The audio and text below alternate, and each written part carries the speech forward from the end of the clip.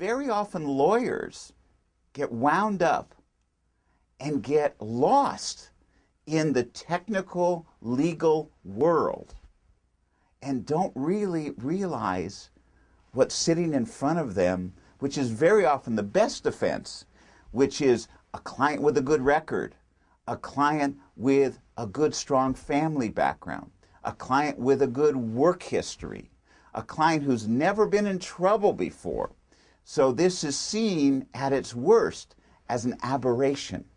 But none of this is possible unless your defense lawyer makes this part of your defense. We live for making this case real. We live for bringing to judges and prosecutors every day the value of who our clients really are.